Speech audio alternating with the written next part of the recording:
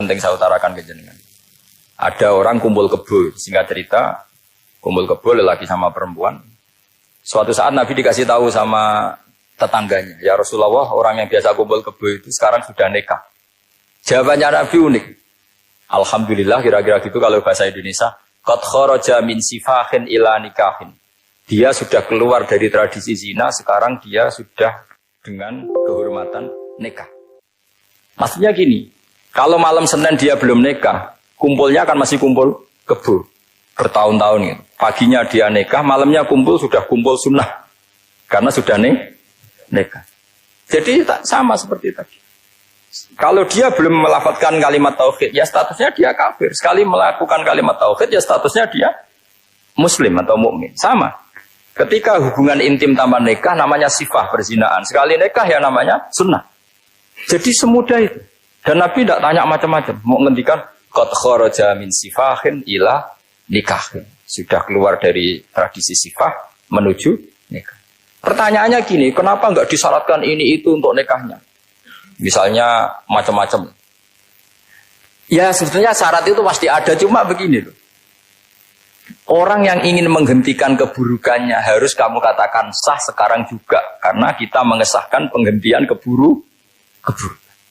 Jangan lalu orang yang mau tobat malah dipersulit.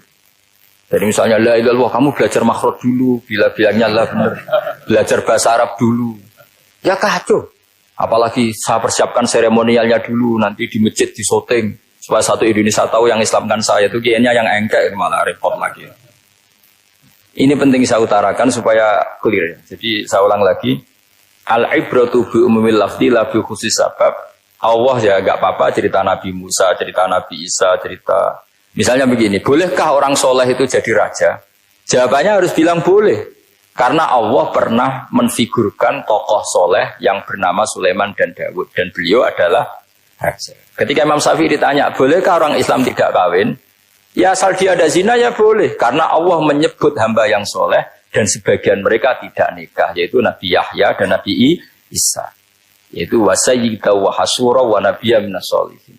Jadi cara berpikir Imam Syafi'i gampang. Bagaimana hukumnya orang Islam yang enggak nikah padahal dia tapi asal gak zina loh ya. Ya jawabannya ya boleh. Karena Allah mensifati Nabi Yahya dan Isa dengan status hasur, tidak apa? Nikah.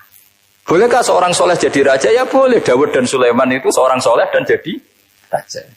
Bolehkah orang soleh itu fakir? Wah sudah banyak, gak usah dibolehkan sudah banyak. Kan? Jadi gampang sekali Quran di depan ahlinya itu. Jadi kalau Imam Syafi'i ditanya, fa inna wa ta'ala dzakara abdan sholihan wa qala wa sayyida wa hasura wa nabiyyam minas sholihin. Ternyata ini orang yang ditanya, apakah boleh orang soleh itu jadi politikus, jadi pejabat? Ya boleh saja. Faqad ataina ala Ibrahim al-kitab wal hikmata wa atainahum mulkan azim. Jadi ini yang boleh bukan sekedar Ibrahim. Padahal di ayat itu tentang ala Ibrahim. Cara berpikir ya tadi, ternyata kesalehan tidak mengganggu jabatan. Ya tentu ya maksudnya untuk kesalehan juga. Jika agama ini gampang. Makanya kalau ada yang tanya bagaimana perempuan punya aktivitas, ya jawabannya asal kebenaran ya boleh. Allah cerita Bilqis dan itu raja perempuan. Di hadis banyak ketakapan Aisyah memimpin, macam-macam. Jadi gampang saja. Nah kenapa sekarang banyak orang berdebat tentang Quran dan nyuwun sewu sampai pada level gontok-gontokan ekstrim? Karena mereka nggak mau belajar ulumul Quran. Kegiatannya debat, tukaran.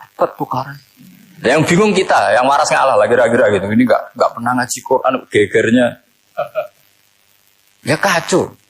Ada ulumul Quran, jadi yang namanya kitab Al-Itqan. Dan itu dibukukan oleh ulama. Dan gampang sekali.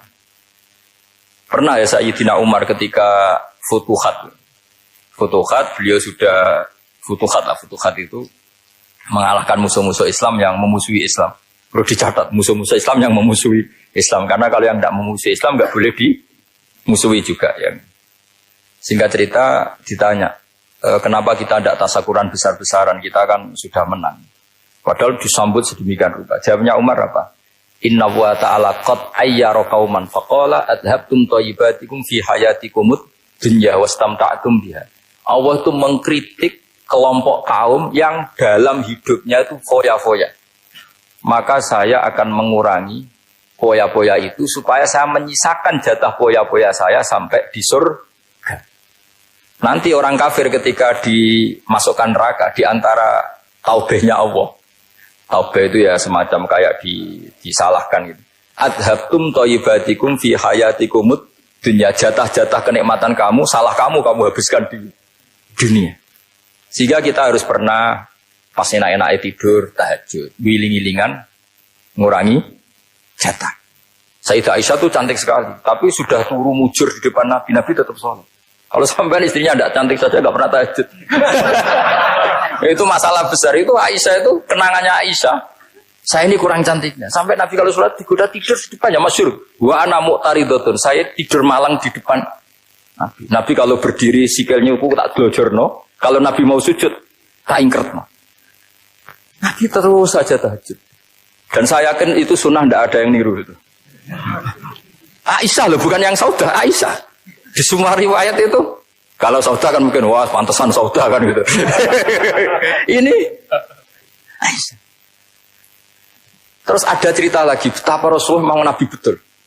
Aisyah itu istrinya paling cantik. Kan yang nyanyi cantik itu hanya Aisyah, Zainab sama Sofia. Kira-kira rivalnya itu. Yang rivalnya itu, kira-kira. Ya sebagian ya cantik tapi enggak sekelas ini. Rasulullah itu malam-malam keluar. Terus pikiran Aisyah, pasti ke sebagian rival saya. Doroh itu maru. Coba. Dibuntuti sama Aisyah. Nabi enggak tahu kalau dibuntuti Aisyah. Ini hadis riwayat doa masuk kuburan. Maka, jadi hadis itu ya unik. Kalau enggak di tangan ulama itu jadi kacau. Babu doa li ahlil kubur. Bab mendoakan ahli kubur itu babnya itu tentang cemburu. Walhasil karena Nabi keluar, wah ini mesti itu enggak benar ini. Paling ke Sofia atau ke ya pokoknya Zainab, pokoknya yang cantik-cantik. Ditututi sama siapa Aisyah. Nabi enggak tahu itu. Ternyata Nabi itu kebagi itu. Assalamualaikum warahmatullahi mu'minin wa inna insyaallah bikum lahikun. Jadi barokahnya cemburu, hadis itu ada rawinya. Oh, ternyata ke kuburan toh. Itu sampai pulang, jadi hadis itu diriwayatkan Aisyah. Ghirtu itu cemburu, saya ini cemburu sama Nabi. Malam-malam keluar, tak tututi juga mau kuburan. Lah, sahabatnya tanya, muridnya Aisyah, lalu baca apa? Assalamualaikum warahmatullahi mu'minin wa inna insyaallah bikum lahikun. Kalau sampean kan enggak, dibuntuti tok bar tenan. Mesti barbaran. Jadi ini penting saya utarakan. Jadi coba ulumul Quran dikaji secara baik. Insya Allah nanti maknanya Quran itu mudah. Karena memang sesuatu itu harus ada ilmunya. Ya sesuatu itu harus ada ilmu. Banyak ulama itu nangis karena mudah memahami rahmat Allah. Abu Yazid Al-Bustami itu jadi wali bukan karena banyak wiridannya, enggak. Dia setiap makan itu memuji begini, ya Allah, engkau itu tidak butuh saya, tapi kenapa ngasih makan saya? Kalau majikan ngasih makan karyawannya kan supaya mau kerja. Semua kebaikan manusia itu pasti ada imbalannya. Tapi engkau itu tidak butuh apa-apa, kenapa ngasih nikmat kepada manusia padahal engkau tidak butuh? Itu kan aneh betul. Kalau apapun ikhlasnya orang, kalau ngasih itu kan ada maunya. Meskipun sudah bilang ikhlas. Oh sudah, tapi kalau Allah itu tidak butuh. Misalnya ada orang nyumbang masjid ikhlas, tetap di hatinya. Benak Jumatan Pak Quran yang binti, tetap ada kepentingannya. Tapi kalau Allah enggak. Sehingga cara mensifati Allah itu luar biasa. Makanya orang jadi wali itu diantara kata Rasulullah, Inna woha la yardu anil abdi idha akalal aklah fayahmaduhu alaiha au yashrubah syarbah fayahmaduhu alaiha. Allah itu sangat ridho. Orang jadi wali itu kan diridani Allah. Allah itu sangat ridho kalau seseorang makan, kemudian dia muji Allah. Coba apa hebatnya Donald Trump kalau nggak makan ya lemes mati. Apa hebatnya presiden seluruh dunia kalau nggak makan ya lemes mati. Orang yang katanya paling top di dunia, itu nggak makan kangkung nyatanya ya lemes. Hebatnya di mana, Pak? Yang kita puji-puji hebat, ternyata kalau nggak makan itu lemes. Pak Rektor nggak makan lemes, apalagi Pak Onwel nggak makan lemes. Hebatnya apa coba? Nah, terus kelihatan wa khuliqal insanu dhaifa. Makanya ketika Allah mengingatkan orang yang menyembah Isa, Allah hanya menghentikan gini, karena yakulani to'am. Isa dan ibunya itu makan. Maksudnya kalau nggak makan itu ya Kamu kebayang nggak punya Tuhan terus, Pak Tuhan jangan lemes, monggo dariin. Kayak apa malunya kita punya Tuhan kalau nggak makan apa? Lemes. Terus nanti cerita, alhamdulillah tadi Tuhan mampir sini. Tadi lemes lah tak kasih makan, bergas lagi. Makanya Allah ngeritiknya sederhana, karena Ya kulanit to'am. Kok kamu Tuhan kan gimana? Ini kalau nggak makan itu. Tapi kita sering keliru mengatakan Presiden Amerika itu super power hebat. Hebatnya di mana seorang manusia? Kalau nggak makan ya. Ini makanya Allah ngendikan wa khuliqal insanu dhaifa. Sehingga banyak para wali itu dekat Allah ketika makan. Bukan apa-apa karena tadi makannya itu enggak kayak sampai ana makan banyak lahap segala-galanya udah gitu. Itu enggak setiap makan ya Allah betapa lemahnya saya. Yang katanya rektor, yang katanya profesor, katanya orang alim kiai, katanya pengurus NU, pengurus Muhammadiyah ternyata kalau enggak makan lemes. Kerennya di mana lemes? Sehingga terus tawadu, terus macam-macam. Jadi ini penting. Jadi Allah mengingatkan manusia itu dengan makan tadi. Makanya Nabi Rasulullah ngendikan Allah itu sangat ridha seseorang yang setiap makan muji Allah. Tapi sekarang orang makan itu banyak yang enggak menjiwai. Karena ada aturannya sebetulnya ngunyahnya sampai sekian kali. Ya, tapi sekarang kan sudah ada seperti itu. Makanya sekarang wali sudah enggak banyak. Pendaftarnya juga sudah ada banyak. Apalagi orang-orang intelek itu sudah agak tertarik daftar wali. Memangnya kalau sudah jadi wali dapat uang malah repot lagi kalau seperti itu. Tapi ini saya cerita orisinilnya ilmu Quran. Ketika Allah mengkritik Isa itu hanya ketika dituhankan maksudnya. Itu hanya dengan kalimat kana yakulan itu Isa dan ibunya sama-sama makan. Dan ketika Allah memuja Rasulullah SAW dan para nabi, itu pujaannya itu aneh. Wa ma arsalna qablaka minal mursalin illa innahum la yakuluna ta'ama wa yamshuna bil aswaq. Saya tidak pernah menugaskan para rasul kecuali mereka itu ya makan dan jalan-jalan di pasar. Saya sampai sekarang hampir tiap minggu itu jalan-jalan ke pasar sama anak saya. Meskipun saya di Rembang Betul kayak gede itu, tetap biasa saya jalan-jalan ke pasar. Karena apa? Kata Rasulullah Muhammad, Isa itu sampai dituhankan, itu gara-gara jarang makan. Terus orang memitoskan macam-macam. Rasulullah itu kalau makan itu di depan umum, sering di luar rumah. Supaya kelihatan kalau beliau itu manusia. Jadi makanya Nabi adalah nafyun li uluhiyati. Perlu dicatat Nabi Muhammad jadi Nabi setelah dengan tanda kutip tragedi Isa dituhankan. Karena Rasulullah jadi Nabi setelah tragedi Isa dituhankan, maka sisi manusianya itu diperlihatkan. Sampai kalau makan tuh di depan umum. Tapi enggak marung di KFC, enggak ada dari wajah itu. Di depan umum. Nah, karena kepentingannya itu sehingga makanya Nabi ini ibadah yang luar biasa karena menunjukkan sisi kemanusiaan yang akan aman tidak akan dituhankan. Paham ya? Sama. Seperti kita misalnya kiai atau pejabat. Makan saja gak apa-apa. Tunjukkan kalau kita manusia. Kalau gak makan lemes. Dan kalau itu terus dalam hati kita, insya Allah kita orang yang mengimani wa khuliqal insanu dhaifa. Betapa manusia itu lemah. Nah, tapi kita sekarang enggak. Kalau kita jadi rektor enggak bisa mengendalikan satu kampus, jadi kiai bisa mengendalikan umat. Pikirannya itu kayak Fir'aun. Dan di antara kesalahan Fir'aun adalah faqala ana rabbukumul a'la, bahwa saya bisa mengendalikan kalian semua. Maka dalam ilmu tasawuf yang pertama harus dihilangkan adalah sifat anania. Bahwa karena saya.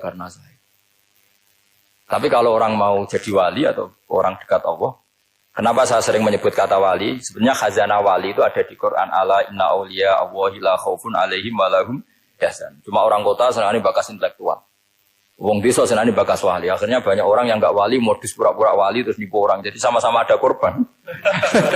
Yang intelektual juga sama. Seakan-akan lebih intelek dibanding wali ini. Makanya saya supaya bahasa intelektual ya ada di Quran, maksudnya terjemahannya ada, bahasa wali juga apa? Dan kadang orang jadi wali itu melakukan hal-hal yang kecil. Yaitu merasa doif saat apa? Makan.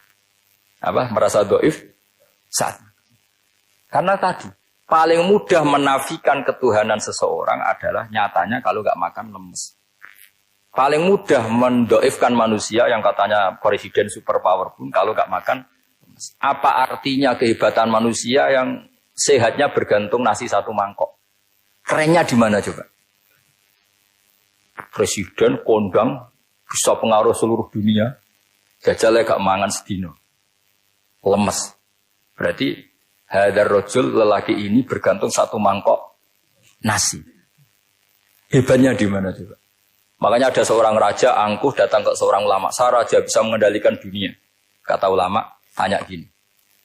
Andaikan kamu tidak bisa minum, kemudian harus bisa minum kalau orang menukarkan kerajaan kamu. Kamu boleh minum, asal kamu tidak jadi raja. Apa kamu kasihkan kerajaan kamu ketika kamu harus minum dengan cara seperti itu? Misalnya di tengah belantara, kalau di Arab kan sering ada apa? Sahara itu ada padang pasir. Terus kata raja itu, ya saya milih minum. Kalau saya tidak minum mati. Mendingan tidak punya kerajaan. La tafroh bimulkin la yusawi apa? Kak samain. Kamu jangan bangga dengan kerajaan yang nilainya tidak ada dengan segelas. Baru dia sadar ternyata. Jadi kamu jangan bangga dengan satu kerajaan yang bahkan akan kamu tukarkan dengan segelas. Artinya pertanyaannya gini, kerajaan yang kamu bisa mimpin ini ditopang air apa ditopang keangkuhan Anda? Sebenarnya ditopang air. Karena sekali Anda tidak minum, tidak bisa jadi raja, terus lemes, diobatno. Sama presiden juga gitu. Kalau nggak makan, nggak minum, terus sakit, stroke, nggak bisa jadi presiden. Artinya ternyata betapa manusia ini bergantung dengan suatu yang remeh, yaitu makan, minum, makan, minum. Nah di sini ini, kenapa Quran menyebut para nabi itu apa? Illa innahum la ya'kuluna ta'ama wa yamshuna fil aswaq. Kalau kamu tidak memahami seperti ini kan terus kayak Quran kok ngomong hanya gini kok. Kayaknya kelasnya kok nggak intelek gitu. Cara pandang nggak seperti itu. Paham ya? Jadi supaya lebih memahami Quran dan kamu akan lebih tasdik kepada